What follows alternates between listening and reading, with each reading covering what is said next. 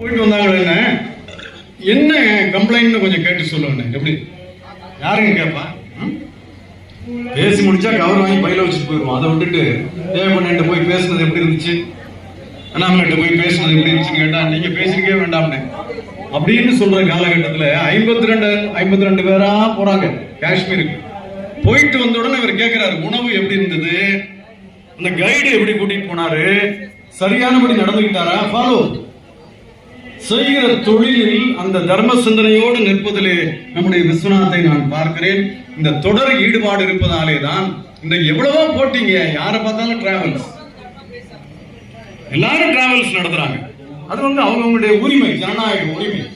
ஆனா அதுல ஒரு ரொம்ப பிராண்டட் பேர் சொன்னாலே அப்படி பதிகம் அப்படின்ற மாதிரி இன்றைக்கு பெரிய அளவில் வெளிநாடுகளுக்கு அதை நினைச்சு பாருங்க. எல்லா விமானத்துல பறந்துகிட்டே போவாங்க. எப்ப பழனியப்ப வீட்டுல விழா நடந்தாலுங்க இந்த இண்டிகோ சேர்மன் வந்துருவார். என்ன முருகேசன் வந்துட்டாரா?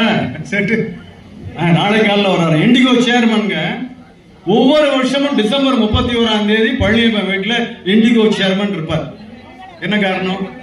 வடநாட்டில் இல்லாத பாப்புலாரிட்டியா, நம்பகத்தன்மையை பெற்றிருக்கிறார் பழனியப்பன். ஒரு பெரிய விமான நிறுவனத்தினுடைய சேர்மன், அந்த இந்தியாவுடைய சேர்மன் ஒவ்வொரு ஆண்டும் கடைசி நாள் பழனியப்பன் வீட்டிலே வந்து ஜனவரி 1 காலையில மீனாட்சி அம்மன் ஆலயத்திலே போய் தரிசனம் செய்துவிட்டு செல்லுவது கடந்த பல ஆண்டுகளாக இண்டிகோ சேர்மனுடைய வாழ்க்கையில் இருக்கிறது. இது எதனால் வந்தது? ஈடுபாடு. இந்த சமூகத்தினுடைய இரு கண்கள், நான் நயமும் நான் நயமும்.